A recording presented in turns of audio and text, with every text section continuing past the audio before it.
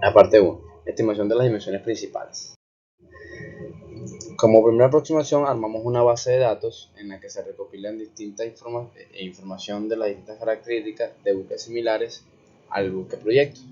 En este caso, tenemos las principales características como eslora total, manga, calado, peso muerto, número de contenedores, TEUs, y obteniendo como valor de referencia el tonelaje de peso muerto que ya viene dado por el armador o en este caso el profesor como dato inicial. El mesuramiento preliminar del buque de proyecto se ha llevado a cabo principalmente en función del número de contenedores a transportar en base al peso muerto, que son 18.000 toneladas. Todos los buques escogidos para la base de datos tienen un rango de capacidad entre 1032 y 1300 TEUs o número de contenedores a transportar. La información de base de datos fue encontrada en Vessel Finder, en las páginas Vessel Finder y Marine Main. Líneas de tendencias y regresiones estadísticas. Una vez obtenidas la base de datos, construida la base de datos con su pertinente información, se procede a hacer una serie de rectas de regresión con las variables que en ella aparecen, en las que obtenemos de cada recta una ecuación que define las funciones de esta misma. Los datos de referencia bibliográficos que utilizados en este caso son del proyecto básico del buque mercante como método de confirmación para las dimensiones que anteriormente han sido calculadas mediante regresiones estadísticas y la base de datos. Para el cálculo de peso en rosca se utiliza la fórmula en pantalla obtenida del proyecto básico del buque mercante y se le aplica a cada buque que se encuentra en la base de datos, obteniendo un valor promedio para el buque en estudio. En cuanto al desplazamiento del buque, obtenido una vez el peso en rosca promedio y sumándole el peso muerto que ya conocemos desde el principio, podemos obtener un desplazamiento de 24.330 toneladas como se muestra en pantalla. Estimación de la forma. El coeficiente de bloque, una vez obtenido los valores promedios de estas dimensiones, tales son la eslora, la manga, el calado, el desplazamiento, podemos proceder a utilizar la siguiente ecuación y obtener como resultado 0,67 para un coeficiente de bloque del buque. El número de flow fue calculado en base a la velocidad de servicio requerida, en este caso por el profesor, que fueron 20 nudos, y se calcula mediante la siguiente expresión, obteniendo un valor de 0,26. El coeficiente de la maestra, su valor es fijado en base a los siguientes criterios. Primero, el criterio constructivo, que es un valor elevado para reducir el radio de pantoque y que este pantoque se puede realizar con una sola plancha. En este caso estaríamos ahorrando costo y material. En cuanto a estabilidad, es deseable una cifra elevada también porque se necesitan reducir lo que son los efectos de movimiento del balance o el balanceo del buque que se presenta gracias a las olas en las diferentes condiciones de navegación. Para este caso tenemos un coeficiente de maestra de 0,98. El coeficiente de flotación es estimado mediante la ecuación de Torroja, donde A y B son funciones de grado V. Esto quiere decir que son de las secciones transversales de la carena. El grado se representa por un parámetro G que vale 0 para formas en U y 1 para formas en V, obteniendo un resultado de 0,78 para el coeficiente de flotación. El coeficiente prismático indica la relación que existe entre el volumen de la carena y el volumen de un cilindro, que tiene una base igual a la sección de la maestra. Su valor no es muy alto debido a que las formas son afinadas de los extremos de este tipo de buque. En este caso es la división que existe entre el coeficiente de bloque y el coeficiente de la maestra anteriormente calculado, obteniendo un valor de 0,68 para el coeficiente prismático. Podemos observar lo que es una tabla de resumen de las dimensiones principales anteriormente calculadas para así proceder con la parte 2 del proyecto. Predicción de potencia y cámara de máquinas. En este caso, la primera plantilla nos habla de la descripción de la cámara de máquinas, la cual se ha situado en popa como requisito de proyecto principalmente y con el objetivo de conseguir un mejor aprovechamiento del espacio de carga y disminuyendo lo que es la longitud del eje de cola. Esto también nos ayuda a ahorrar costos, material y obtener una mayor eficiencia del sistema propulsivo del buque proyecto. El dimensionamiento de la sala de máquinas. En este caso, en esta etapa del proyecto, se ha realizado una estimación de lo que es el volumen y la altura de esta sala de máquinas, las dimensiones. En este caso, utilizando las fórmulas que encontramos en la teoría del proyecto básico del buque mercante, obtenemos una altura de 10,45 metros y un volumen de 4.090,20 metros cúbicos para la sala de máquinas. Predicción de potencia propulsora. La resistencia al movimiento está especialmente influida por su velocidad, desplazamiento y la forma de la cadena del buque. De este cálculo de resistencia podemos deducir un valor necesario o una fuerza necesaria para que el buque pueda avanzar a una determinada velocidad de servicio en determinadas condiciones. Este estudio se basa en lo que es el método de Holtrop y Mennen y reforzado con teoría del buque de Bonilla, y básicamente se divide en tres resistencias generales para esta primera parte del proyecto, para esta etapa del proyecto, por así decirlo. Sería la resistencia por fricción, la resistencia por formación de remolinos y la resistencia por formación de olas. La resistencia por fricción no es más que la que se genera entre el casco y el agua a medida que éste avanza en este medio, y se estima mediante la fórmula mostrada. En este caso hemos obtenido un valor de 52.718,15 kilogramos fuerza. La resistencia por ola está relacionada con la energía perdida que cede del agua y por el cual se forman olas al avanzar el buque. Esta resistencia fue estimada mediante la siguiente expresión en pantalla y obteniendo un valor de 54.013,04 kilogramos fuerza. La resistencia por formación de remolino, debido, valga la redundancia, a la formación de remolino que se evita dándole las formas más correntiformes al casco o a la cadena. Se puede estimar entre un 5 y un 6% de la resistencia por fricción. En este caso hemos tomado un valor promedio de 6,5% y obteniendo el resultado de 3.426,68 kilogramos de fuerza. Entonces la resistencia total al avance del remolque vendría siendo la sumatoria de las tres anteriores y teniendo un resultado de 110.157,88 kilogramos de fuerza. La potencia al remolque de la máquina propulsora de un buque debe tener una potencia indicada necesaria para entregarle a la hélice una potencia efectiva suficiente para que ésta así pueda, mediante el empuje que le da al buque, alcanzar la velocidad deseada. Esto va a ser igual a la resistencia total de la cadena por la velocidad deseada. En este caso, como resultado, hemos obtenido 11.105,76 kilowatts necesarios para la potencia efectiva del buque, y puede a una velocidad de servicio de 20 nudos.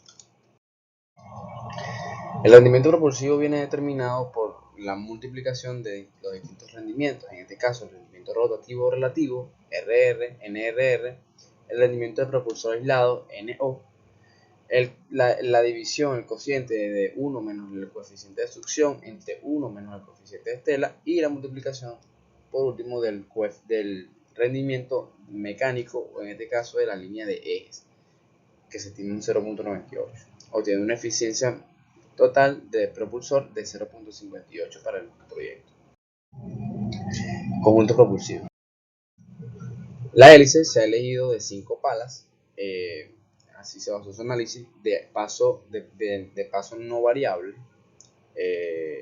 paso fijo, y se hizo con la intención de que el número de palas sea 5, ya que se desea que no coincida con el número de cilindros de motores, que en este caso es par, o no sea múltiplo de esto. Así evitamos resonancias y vibraciones que a la larga generan cavitación y daños y desajustes en el sistema propulsivo. El propulsor óptimo se realiza utilizando el método de serie sistemática. Aunque cabe mencionar que el propulsor que se va a calcular es el óptimo propuesto por la serie Wageningen, lo más común es que al momento de optimizar una hélice se usa métodos de análisis numérico. Este propulsor óptimo debe contar con algunas características, entre las principales se encuentran: proporcionar al buque el empuje necesario para que éste pueda navegar a una velocidad deseada, reducir al máximo los fenómenos de cavitación y que su resistencia estructural debe ser tal que permita a la hélice funcionar soportando los distintos esfuerzos a los que ésta está sometida a sus palas a las diferentes presiones. El diámetro de la hélice fue estimado mediante la ecuación en pantalla, guiándonos por las recomendaciones de la sociedad de clasificación y comprobando que el calado en popa sea suficiente para mantener a la hélice totalmente sumergida en todos los casos. En este caso hemos obtenido un valor de 6,03 metros para el diámetro de la hélice. Relación área-disco. La relación área-disco mínima para este caso no produce cavitación, haciendo uso del criterio de Keller. Se determina a partir de la siguiente fórmula y hemos obtenido un valor de 0,80 para esta relación de área-disco de la hélice. Eficiencia del propulsor aislado. Este cálculo se realiza a través de la serie Wageningen B5.75 y a su vez se ha verificado dicho valor con el rendimiento propulsivo por fórmulas empíricas encontradas en el proyecto básico de buque mercante. Esta gráfica se aborda calculando lo que es el valor de delta 1 y dando un resultado de 150, que es representado por la curva amarilla en la siguiente gráfica que se mostrará en la siguiente gráfica, y luego se entra con un valor de delta 0 que es dividiendo este delta 1 entre 0.96 para obtener el valor correspondiente a BP. En este caso se vuelve a entrar a la gráfica con el valor de delta 1 y se halla el rendimiento y la relación de paso-diámetro correspondiente a delta 1 y BP. Esto obliga a la hélice a que cuando se trabaja en una zona donde exista una pequeña variación de revoluciones, no produzca una notable variación en el rendimiento de la hélice, así haciéndolo lo más óptimo posible. Una vez obtenidos los valores de BP y relación paso-diámetro, que es igual a 0,98 y BP igual a 19,25, se procede a determinar la potencia entregada por la hélice mediante la siguiente expresión, obteniendo un valor de 20.237,65 kilowatts. En cuanto a la elección de motores, se ha consultado en distintos catálogos como son Wärtsilä, WinGD, y el primer paso es hacer una búsqueda intensiva en estos catálogos. Muy pocas veces es difícil encontrar un motor que coincide exactamente con lo que se busca o con lo que se necesita, pero habrá que elegir motores de mayor potencia y RPM. En algunos casos se establece un trato directo con la empresa de los motores y se ajustan algunas características que sean totalmente necesarias. Luego se toman los datos del motor más adecuado al buque por tamaño, peso, potencia, RPM y el tipo de economía y funcionamiento. Entre los motores de lento de 2 tiempos que se ofertan en el mercado de estos catálogos, tienen una potencia cercana estimada. Se encuentran los siguientes modelos. Tenemos el WinGD el X62B, el X82B y el X62F, donde hemos tomado como el más óptimo, el mejor para este caso, el WinGD X62B con esas siguientes características que tenemos en pantalla. Estas decisiones fueron, en este caso, residen en cuanto al peso y las dimensiones del mismo, porque tiene que caber obviamente en lo que es en la sala de máquina. En este caso se ha decidido optar por el modelo anteriormente dicho, considerando que sus dimensiones cumplen con las necesarias, respetando lo que sería el mantenimiento y el espacio libre para otros equipos, el espacio necesario para el mantenimiento y el espacio libre para otros equipos necesarios en la sala de máquinas. Su potencia es 20.300 kilowatts, con la requerida por el sistema de propulsor de buque. En cuanto a la elección de la reductora, el diseño requerido por el armador consta de un buque provisto de 2 motores diésel y una sola hélice, una sola salida. Entonces, en este caso se ha de buscar una reductora que en su diseño tenga dos ejes de entrada y un eje de salida. Esto es necesario porque en este caso, en este proyecto, se requiere que el buque tenga 2 motores, uno auxiliar y uno de trabajo, o que se pueda alternar el uso de ambos. Entonces, en tal caso, estaríamos extendiendo la vida de uno y el otro. En este caso es fabricada por Wärtsilä Engines y es el modelo TCH380 con un espaciamiento de 6,2 metros entre sus ejes de entrada, considerando un espaciamiento de 2 metros entre motores y una altura de 1,36 metros en la base de la reductora y sus ejes. El diseño del timón se ha elegido un timón suspendido para la conformación de este sistema de maniobrabilidad. En la diapositiva se pueden observar componentes y la forma del timón. El área proyectada de la pala del timón, como primera aproximación del área, se puede estimar entre un 1,5 y un 2,5% del producto de los rangos perpendiculares y el calado, siendo el calado siempre del proyecto.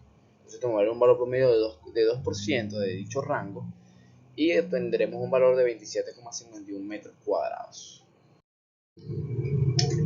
Relación de aspecto es básicamente el cociente entre la altura y la longitud media del timón, obteniendo que se acerca a 1,5, sabiendo o conociendo la altura del timón, podemos obtener la longitud media de este, dividiendo lo que sea la altura entre 1,5. En cuanto a las dimensiones del timón, la altura del vano del coaste medio de la altura de la mecha es 7,67 metros para este caso. Se ha de considerar que la distancia media entre la línea base y el canto bajo del timón ha de ser al menos un 8% de la altura. Por lo tanto, la altura del timón debe ser de 6,6 metros máximo. Y una vez que se estima la altura del timón, se procede a estimar la longitud media del timón, obteniendo un valor de 4,4 metros, para así completar lo que son las dimensiones principales del timón. En la compensación del timón, el área de la pala a proa de su eje de giro debe tener aproximadamente el 20% del área total, y la longitud de la parte compensada no debe exceder el 25% de la longitud del timón. Entonces se calcula mediante la siguiente fórmula, y el área a proa del eje de 0,20 por 27,5 sea 5,5 metros cuadrados, y la longitud de la parte compensada es 1,54 metros máximo. La mecha del timón, según las reglas del Oil Register of Shipping, el diámetro de la mecha de un timón rectangular no será menor al calculado por la siguiente fórmula, obteniendo un valor de 0,68 metros. Línea de ejes. En cuanto a la línea de ejes, el sistema de propulsión del buque estará compuesto por dos motores y una hélice. Esto quiere decir que tendrá dos ejes entre el motor y la caja reductora, entre cada motor y la caja reductora, un eje intermedio a la salida de la reductora y un eje de cola compuesto por el eje de bocina y el eje portahélice. En este caso, es necesario utilizar entre cada motor y la reductora un embrague que permita desacoplar cada motor de su línea mientras el otro funciona. En este caso, poder alternar el uso de ambos y así poder extender su vida útil. En cuanto al dimensionamiento de la línea de ejes, para calcular la distancia máxima entre cada apoyo de la línea de ejes, se tendrá en cuenta lo que es la velocidad crítica y la velocidad de flecha. La velocidad de rotación del eje será de 125 rpm, la misma velocidad asumida para el motor propulsor. Y la longitud entre los apoyos viene dada por la fórmula siguiente. Entonces, en las siguientes diapositivas se mostrarán lo que son los distintos la fórmula aplicada a las distintas partes del eje. Entonces tendríamos un eje, las longitudes en resumen, para el eje de motor reductora de 7,2 metros, el eje intermedio reductora bocina que sería 7,7 y el eje de la bocina que serían 5,7 metros. El diámetro de los ejes viene dado del motor a la reductora de 48 centímetros, el eje intermedio reductora bocina de 48,73 y el eje portahélice de 56,04 centímetros. El numeral de equipos se define por la siguiente ecuación y obteniendo un valor de 2503. En cuanto a las anclas, se deben disponer 3 anclas, siendo una de ellas de repeto, con un peso por unidad aproximadamente de 6.450 kilogramos. Y bueno, es necesario utilizar anclas de gran poder de agarre, ya que la clasificación permite una reducción máxima de peso indicado del 25%, por lo que el peso por unidad queda definitivamente en 4.800 37,5 kilogramos. En cuanto a las cadenas, se deben usar de 22 largos de cadena de 27,5 metros, lo que supone 605 metros de distancia total. Dicha longitud se debe subdividir en partes iguales, una para cada ancla principal, por lo que en este caso son dispuestos 11 largos para cada banda. El diámetro de los eslabones de la cadena se indica en la siguiente tabla. Los sistemas auxiliares. Tenemos el sistema de enfriamiento, que se designa un sistema de enfriamiento de refrigeración centralizado por los siguientes circuitos: circuito de agua salada, circuito cerrado de agua dulce a baja temperatura, circuito cerrado de agua dulce a alta temperatura. El diseño del sistema estará subdividido en 4 sistemas: sistema de almacenamiento, sistema de trasiego, sistema de tratamiento y limpieza y sistema de presurización de alimentación. Sistema de lubricación viene para la línea de ejes, ya que el movimiento del motor se transmite a través de la hélice, a través de los ejes, y por ejemplo antes que no produzca fricción para así minimizar las pérdidas. Y la lubricación de la bocina. En este caso la lubricación de la bocina es muy importante, ya que al ser parte de donde el eje atraviesa el casco, está expuesta a una gran fricción. Además que el aceite utilizado para esta zona sirve también para lubricar y asegurar la estanquidad del casco. La lubricación de los motores es un sistema que se divide en 2 subsistemas para poder lubricar todas sus partes. En este caso, el sistema de lubricación para los cojinetes y para las camisas de los motores, así como están indicados en las imágenes. El sistema de aire comprimido a bordo es el buque tiene, es para accionar, es el utilizado para accionar, en este caso, los motores. El sistema de control de seguridad neumático y el sistema de limpieza. En cuanto al servicio de lastre, este tipo de buque se hace indispensable, ya que debido a las diversas distribuciones que pueden tener la carga, tener una buena distribución del tanque de lastre para mantener el buque en una condición idónea para la navegación. Mediante el estudio de investigación a buques similares se ha optado por dotar al buque con bombas con las siguientes características que se muestran en tabla. En cuanto al servicio de sentina, la resolución de este servicio se indica por el reglamento SOLAS en el capítulo 2.1, parte C, regla 35.1. En la disposición del sistema de sentina será de la siguiente manera. Este sistema se subdivide en 2 subsistemas. Cada uno de ellos es capaz de achicar los espacios de distintas condiciones. Por ejemplo, achique de emergencia, capaz de achicar los espacios con caso de emergencia por inundación, y el achique de agua sucia o sentina para los espacios de agua sentina acumulada. Tenemos el sistema contra incendios, lo que es la regulación de los aspectos correspondientes al servicio. Se recoge al convenio SOLAS, capítulo 2. Las recomendaciones de dicho capítulo tienen como objetivo: prevención y contención, detección de manera en casco de que se detecte lo más rápido posible. En cuanto al servicio sanitario, el circuito de agua sanitaria se esquematiza de la siguiente manera. El tanque de agua dulce. La autonomía del buque es de 10.000 millas náuticas a 20 nudos por 21 días, por lo que suponiendo un gasto diario de 200 litros por persona, 24 personas en total, que es la tripulación exigida por el profesor, el consumo total del agua dulce será teniendo un total de 100,8 toneladas. Se considera que se debe llegar al puerto con al menos el 10% de los consumos. Entonces la cantidad de agua total se le tiene que sumar el 10% y sería 110,88 toneladas. Servicio de agua potable. La esterilización del agua de consumo humano en el buque puede ser obtenida mediante varios métodos diferentes, como son ionización, ozonización y rayos ultravioleta. Se opta por instalar una planta potabilizadora por rayos ultravioleta, que llena ambos tanques de servicio en un tiempo máximo de 2 horas, consumiendo aproximadamente 0,8 kW de potencia. El tratamiento de aguas residuales para la determinación de aguas sucias se aplicarán medidas prescritas en el anexo 4 del MARPOL. En la número 1 se definen las aguas sucias de modo que se incluyen en dicha categoría las aguas de desagüe y otros residuos, desagües procedentes de laveros, desagües procedentes de espacios que transporten animales, entre otros.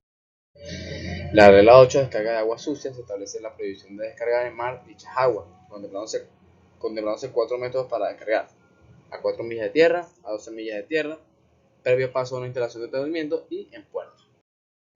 Sistema de tratamiento de lastre. De acuerdo a las normativas actuales y con el fin de evitar las posibles contaminaciones y daños a los diversos ecosistemas, el buque dispondrá de un sistema de tratamiento de agua de lastre compuesto por las siguientes etapas: filtración, electroclorinización, tanque de lastre, neutralización, si es requerida, y descarga. Planta eléctrica. La elección de la red eléctrica de configuración es de tipo árbol, de manera que el cuadro principal sale en una serie de líneas a unos cuadros primarios y esto a su vez unas líneas para alimentar los secundarios y así sucesivamente. Así tendremos un control más centralizado del sistema eléctrico. El suministro de energía se va a realizar por medio de una red de corriente alterna trifásica. La elección de esta corriente alterna frente a continua se debe a las siguientes principales razones: menor costo, utilización de tensiones más elevadas, gran facilidad para transportar tensiones de la corriente y posibilidad de alimentar la instalación eléctrica con la red de puertos. Tensiones y frecuencias, de acuerdo con la norma IEC 692, la clasificación de tensiones que se puede encontrar a bordo es la siguiente: tensión de seguridad menor de 50, baja tensión entre 50 y 500 voltios, media tensión entre 500 y 1000 voltios y alta tensión a la que supera los 1000 voltios.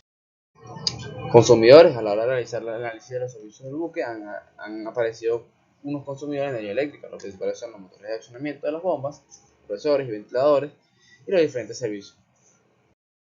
En cuanto al rendimiento, los motores de accionamiento son básicamente asíncronos, y así como en la mayoría de las máquinas existe una relación entre el tamaño de la misma y el rendimiento, y se va a expresar mediante la siguiente relación: la potencia nominal del motor y el rendimiento de la plena carga, como se muestra en la siguiente tabla.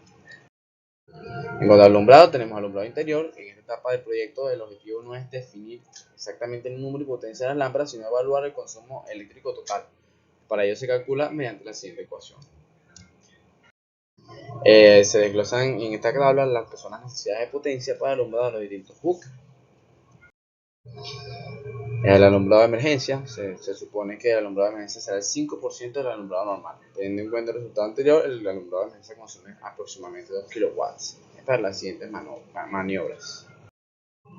El equipo de comunicaciones y la navegación existen equipos alimentados desde la red alumbrada de 230 voltios, equipos de comunicaciones externas y los de la corriente de 24 voltios, equipos de comunicaciones internas. Se estima una potencia total de estos equipos aproximada de 12 kW. Situaciones de carga eléctrica. Entre todas las situaciones de carga típicas, teniendo en cuenta el tipo de buque y sus posibles modos de operación, hay que elegir las siguientes: las que representan situaciones en las que va a operar durante el porcentaje importante de su vida, y las que produzcan mayores consumos que influirán en el dimensionamiento de la planta. Las que puedan tener una necesidad muy pequeña de potencia, las de emergencia para realizar el dimensionamiento del grupo generador correspondiente, entre otros. Y se va a utilizar o se va a estudiar principalmente las siguientes condiciones: la de navegación, el buque se encuentra en plena travesía, y la condición de maniobra en una condición similar a la anterior. La situación de puerto del motor principal y casi todos los sistemas auxiliares se encuentran totalmente parados, el buque se encuentra fondeado, y la situación de emergencia es una situación en la que el consumo de energía es necesario para mantener todos los servicios esenciales en dicha emergencia. El balance eléctrico básicamente es conocer de forma más detallada lo que es el consumo eléctrico total de los equipos que conforman y los circuitos que conforman el buque en las situaciones más representativas del mismo, en este caso de emergencia, de mayor carga, y conociendo todos estos datos se puede determinar el número, potencia y características de los grupos de generadores. En cuanto a la planta generadora, se opta por colocar una PTO, que consiste básicamente en un conjunto de ruedas dentadas intercaladas entre cigüeñal y un alternador, que es el que produce energía eléctrica aprovechando el giro del motor. En cuanto a la red de baterías, se obliga adicionalmente a instalar una fuente de alimentación ininterrumpida, UPS, que cubra las necesidades de alumbrado de emergencia, navegación, comunicaciones, detecciones y avisadores acústicos durante la media hora, y que entre en funcionamiento en caso de fallo de la planta eléctrica. En cuanto a los transformadores, como ya se ha indicado antes, existen tres tipos de redes: la principal de 440, la de red de alumbrado de 230 voltios y la de red de batería de 24 voltios. Al no tener grandes consumidores, no se dispone de una red de alta tensión de 6,6 kW. En cuanto para la alimentación de la red de alumbrado, se dispone de algunos transformadores convenientemente dimensionados. En la siguiente tabla se resumen las demandas de potencia de distintas situaciones de navegación en la red de alumbrado. Parte 3. Proyecto anteproyecto estructural. En cuanto a la definición de la estructura, adoptada será un doble casco, consistente en un doble fondo y un doble costado. El motivo fundamental de esta decisión se basa en que se pueden aprovechar estos espacios para lo que son tanques de lastre y así que también permite disponer de bodegas con los costados, o sea, totalmente lisos y grandes aberturas encubiertas. Así se puede facilitar lo que es el manejo de la carga tan peculiar que es este tipo de buque. Además, el espacio formado por casco y mamparos, como anteriormente se dice, por el casco y los mamparos de bodega se utiliza para los tanques de lastre. En cuanto a los materiales, se elige acero naval, se elige acero dulce naval clase A, ya que es el más económico, es fácil de soldar. Al tener más espesor se reduce el riesgo de pandeo y el efecto de corrosión. Aquí en la siguiente tabla se muestran las características del acero. En cuanto a la definición de los parámetros reglamentarios, según la sociedad de clasificación, debemos definir, para en el caso del escantionado, que es el dimensionamiento de las partes de la estructura del buque, tenemos lo que son los parámetros reglamentarios. Según la sociedad de clasificación, tenemos el calado escantionado, que es el calado de verano medido desde el canto alto de la quilla, que es el mismo considerado desde el principio del proyecto, que es 9,13 metros. Tenemos la lora reglamentaria, que es la distancia entre la flotación del calado escantionado desde la cara popper hasta la mecha del timón. Se estima entre un 96 y 97% de la flotación a ese calado. La manga coincide con la manga máxima, que son 25,42, y el puntal en metros se mide la mitad del buque hasta el canto superior de la quilla. En el punto más bajo de la cubierta, en este caso vale 10,45 metros. El coeficiente de bloque es correspondiente al calado escantionado, en este caso su valor es de 0,650. Requisito mínimo en la sociedad de clasificación, tenemos lo que es el módulo mínimo de la sección maestra, según la sociedad de clasificación en su parte 3, capítulo 4, sección 5, apartado 5.5. El módulo mínimo de la sección maestra viene referido por la siguiente ecuación y nos da un resultado de 7,49 metros cúbicos. El momento de inercia de la sección maestra, según la sociedad de clasificación, en la parte 3, capítulo 4, sección 5, apartado 5.9, el momento de inercia será determinado por la siguiente ecuación. Cuando tenemos un valor de 43,78 metros a la 4, el momento de inercia de la sección maestra. Requisitos específicos a portacontenedores. En cuanto a la sociedad de clasificación, en la parte 4, capítulo 8, expresa los requisitos particulares para buques portacontenedores que deben cumplir conjuntamente con lo expuesto anteriormente. El escantionado de la cubierta resistente no debe ser menor a los siguientes espesores. Y a continuación se muestran las tablas en las siguientes diapositivas los valores para cada escantionado. Tenemos el escantionado de cubiertas, tenemos los itinerarios de cubierta principal, el escantionado de cotillas, tenemos el escantionado de costado, en este caso las planchas del forro de costado, planchas del forro de costado debajo de la mitad del puntal, planchas de unión y costado de pantoja, planchas de pantoja, plancha del forro interior, tanque, en este caso se divide en dos partes, para el cajón de torsión y los tanques de lastre, tracas de cima, longitudinales del forro exterior, cajón de torsión y tanque de lastre. Tenemos las longitudinales del forro interior para el cajón de torsión y tanque de lastre, en modo de sección mínimos para estos tres esfuerzos. Tenemos el acantilonado del fondo y doble fondo, plancha del buque, en este caso se toma el mayor valor de los siguientes, de ambas ecuaciones, el mayor valor es 19,01 milímetros. Tenemos plancha de quilla, plancha del forro, en este caso sería el ancho y el espesor de esta misma. Tenemos la plancha del forro interior, longitudinales y forro interior, tenemos lo que son los módulos de sección para estos longitudinales, tenemos las bagras centrales, bagras cantilonado de castilla de proa, planchas de cubierta, bajo y eslora. Le cantilonado a la maestra, ¿cuál es su procedimiento? Serían los perfiles y las planchas cuyos módulos y espesores sean mínimos, los calculados anteriormente, con un margen de seguridad. Se intenta uniformizar en lo posible el espesor de las planchas con el fin de facilitar las tareas de suministro y montaje de las planchas. Para los perfiles se sigue el mismo criterio de uniformidad por zonas. Se calcula el momento de inercia total de la sección, se sitúa el eje neutro y se hallan los módulos de cubierta en el fondo del buque. El momento estático de inercia maestra lo podemos determinar por la siguiente fórmula y obteniendo un valor de 216,04 metros cuadrados a la 4. La posición del eje neutro se estima por la siguiente presión y da un valor de 6,36 metros. Y el momento de inercia en el eje neutro a la maestra se halla aplicando el teorema de Steiner, obteniendo un valor de 76,21 metros a la 4. El módulo resistente viene dado por la siguiente ecuación, lo que son los módulos resistentes en cubierta ZD y el fondo ZB. Los módulos resistentes de la cubierta y el fondo son los siguientes de la tabla. Y como se puede observar, el módulo de la cubierta resistente de la cubierta y los módulos resistentes de la cubierta y el fondo son superiores a los requeridos por la sociedad de clasificación. El peso en rosca es la determinación de peso que resulta ser la más complicada, por ello que se hace la estimación realizada.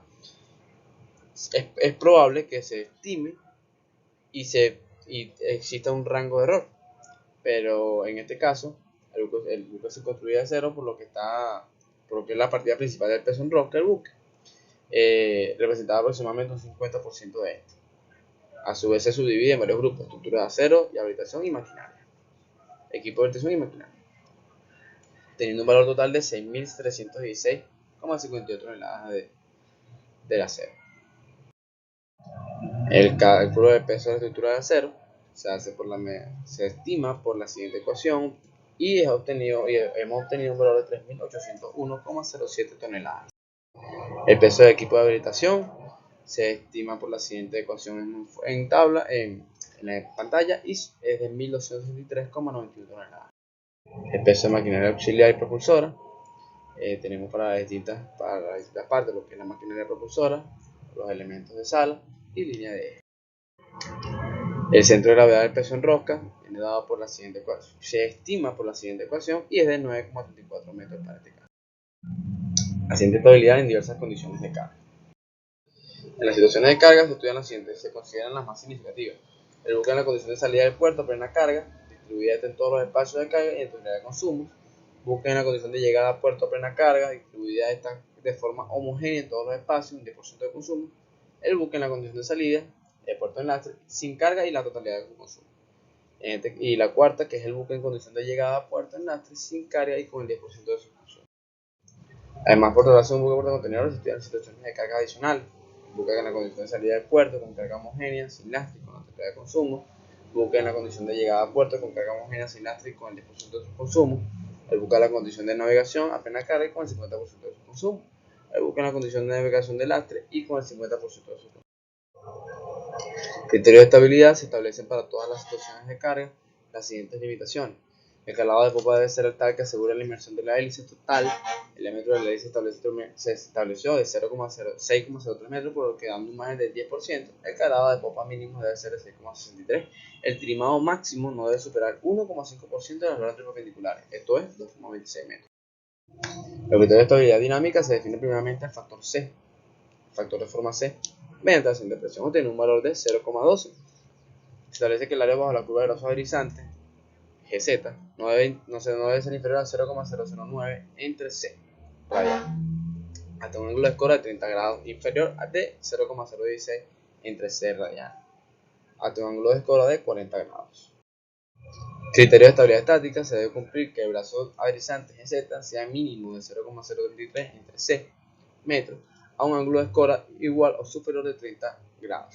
El brazo horizonte máximo correspondiente a un ángulo de escora preferiblemente superior a 30 grados, pero no inferior a 25. En cuanto al criterio de altura metacéntrica, la altura inicial del metacentro medida un ángulo de escora 0 grados no debe ser inferior a 0,15 metros. Criterio meteorológico: hay que demostrar la aptitud del buque para resistir los efectos combinados del viento a través del balance. Entonces el buque, básicamente, respecto a cada condición normal de carga, se somete del siguiente modo: se somete el buque a la presión de un viento constante que actúe perpendicularmente al plano de crujía, lo que da como resultado el correspondiente brazo escorante. Se supone que a partir de un ángulo de equilibrio durante la resultante θ O, el buque se balancea por la acción de las olas hasta alcanzar un ángulo θ U. Al conocer el buque se somete a la presión de una ráfaga de viento que da el correspondiente brazo escorante.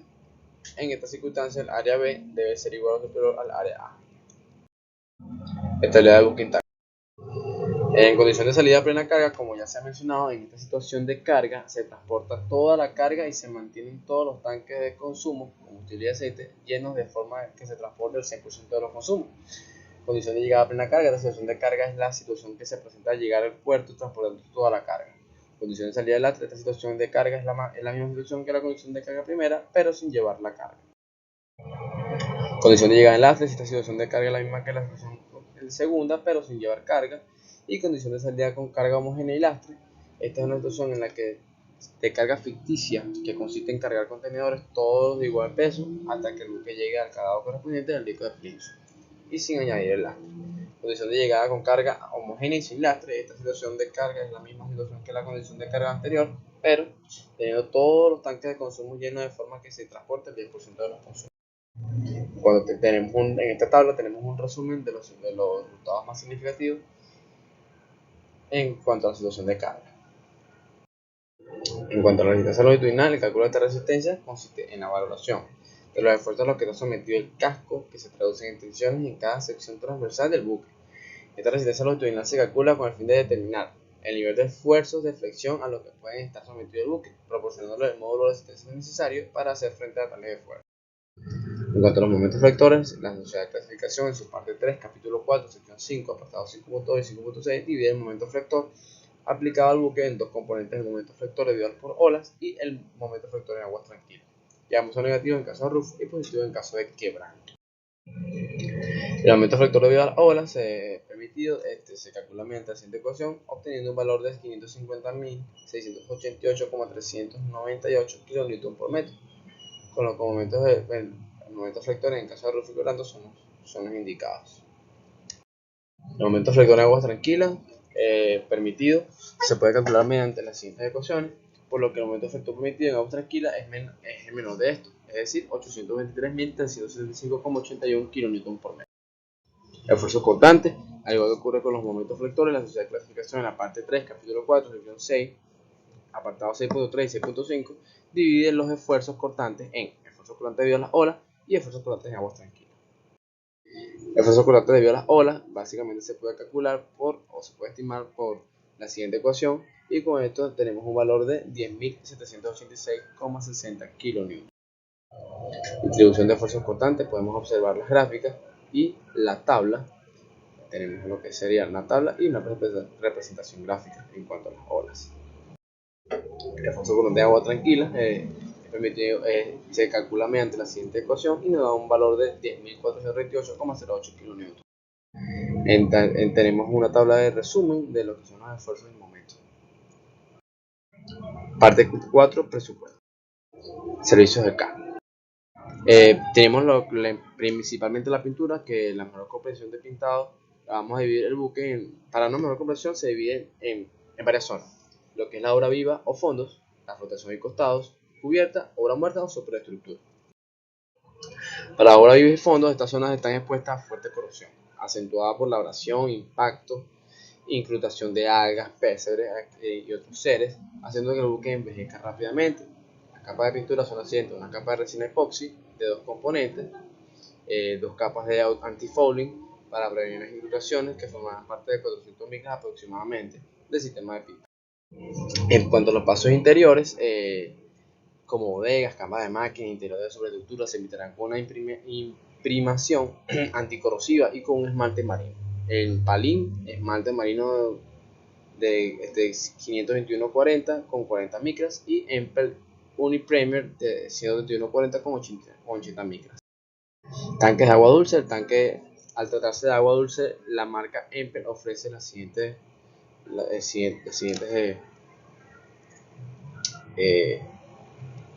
posibilidades, y se decide aplicar una única capa del número del sistema 2.